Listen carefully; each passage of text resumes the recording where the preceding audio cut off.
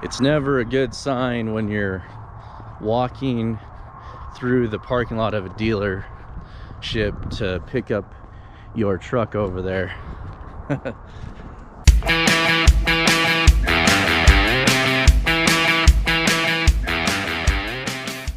How's it going, guys? Welcome back to the channel, Make Money Trucking. And yeah, the Coronado unfortunately broke, so I didn't have time and I didn't want to take the time to fix it. So unfortunately, I had to take it to the dealership and pay for it. And it was quite expensive, to say the least. We'll get up in here and I'll talk more about it while the truck's warming up. All right, so I came out to the truck and went to start it up. I had some loads I had to go do, and my air was building really slow, I noticed, which is kind of weird because usually it doesn't take long to build the air right here. So I was watching these gauges and it was just taking a real long time to build air. I thought, well, maybe the truck's been sitting for a while. Sometimes when you get moisture in the system and it's cold out, you know, sometimes the truck will take a little while to air back up. So I came out, aired the truck up, and then the next day I went out again. It took forever to air up, and then it got to a point where it was taking literally 30 to 45 minutes to build the air up. And when I was driving down the road, it basically would not rebuild air. I was using air faster than was rebuilding it. So I turned around and went back to my yard and figured it was probably a air compressor. So yeah, that's why I'm at the dealer picking the truck up. So I had to get the air compressor replaced. I would have done this job myself, but after looking at how much it entails on the DD15, I decided to just let the dealer do it. Also, I had to go out of town for some things, so I just needed someone to take care of it. And unfortunately, when we take things to the dealership, we got to pay the price for it. So I'll let you guys know what the damage was on that. I got the invoice here.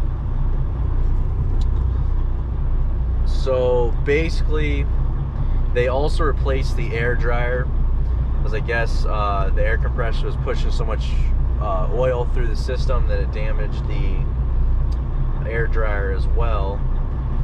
And we ended up spending, the air compressor was about $1,000 from Freightliner, and the air compressor, or the air dryer, was $435, and it was about 5 or 6 hours worth of labor, which isn't as bad as what I was expecting. You know, looking at how in depth and how much stuff you got to take off of the side of the motor to get to the air compressor, I was actually shocked that even Freightliner had quoted me roughly 5 hours. These guys, I take my trucks to a Peterbilt dealer just because it's a lot closer to me. It's about 15 minutes away, and I've used them for a long time, so kind of developed somewhat of a reliable relationship there, as much as you can with big dealerships. Obviously, you guys know I have a stigma and kind of a bad taste in my mouth when it comes to big dealerships, but these guys are about the most tolerable. And yeah, so it was about 6 hours of labor, which wasn't horrible. So the grand total ended up being roughly, see that there, $2,549, $2,549.48 to get the air compressor and air dryer replaced with labor. So yeah, another reason why, after seeing how hard that job was and how much it entailed, that's another reason why I'm deciding to sell this truck. And yeah, guys, so the Coronado broke. We got it fixed at a dealer, and hopefully I have no more issues with it before I get it sold. Yeah, so hopefully you guys found this informative. So yeah, it costed about, if you don't have to do the air dryer, it would have been about $2,000, which is what I expected it to be, honestly. The air dryer was snuck in on me, which I wasn't completely happy about, but given the circumstances, I guess better now than later if it really was as clogged up as they were telling me it was.